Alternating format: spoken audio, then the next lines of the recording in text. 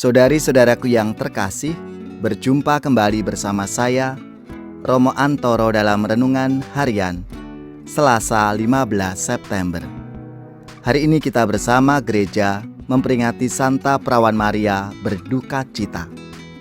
Semoga kita semua selalu dalam keadaan baik, sehat, dan tetap bersemangat.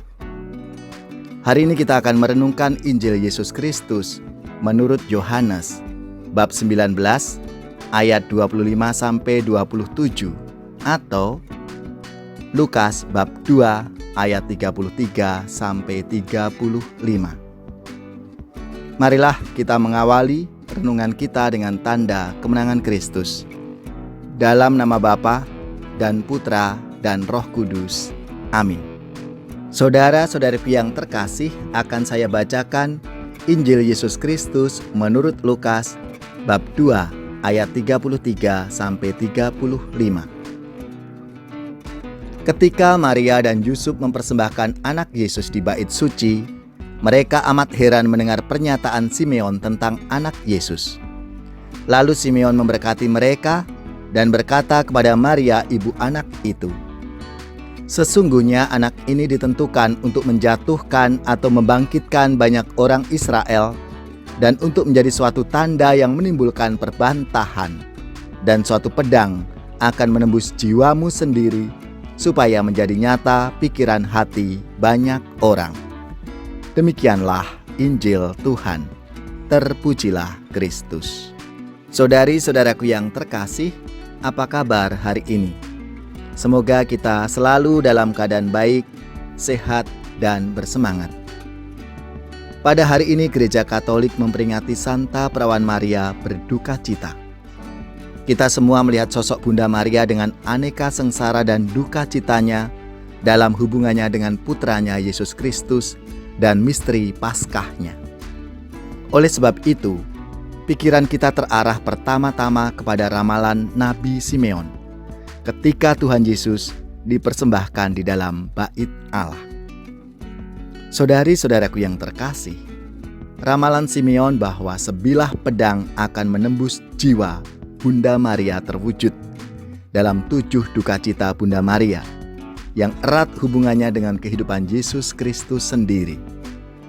Ketujuh duka cita Bunda Maria yang dimaksud adalah nubuat Simeon, pengungsian keluarga kudus ke Mesir, kanak-kanak Yesus hilang dan diketemukan kembali di dalam bait Allah, Bunda Maria berjumpa dengan Yesus dalam perjalanan ke Kalvari, Bunda Maria berdiri di kaki salib Yesus ketika Yesus disalibkan, Bunda Maria memangku jenazah Yesus ketika diturunkan dari salib, dan Tuhan Yesus dimakamkan.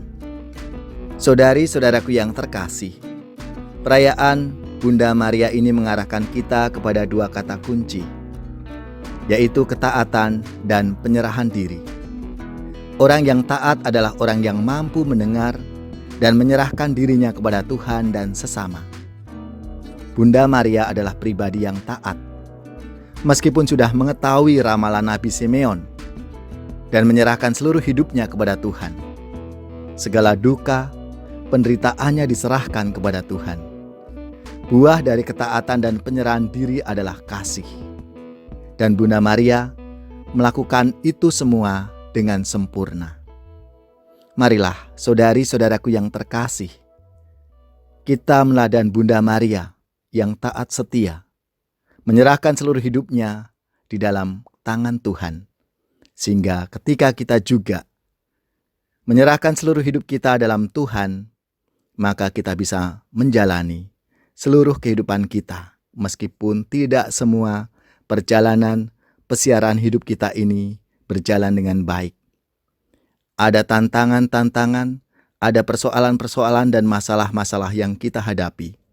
Tapi bersama Tuhan dan Bunda Maria, kita akan bisa melewati itu semua. Bunda Maria, doakanlah kami orang berdosa ini, agar kami belajar taat dan setia dari Bunda. Dengarkanlah Maria, terima salamku. dengan pujian syukur serta nyanyianku. Terpilihlah engkau, terpanggillah engkau menjadi Bunda Yesus, Juru selamatku.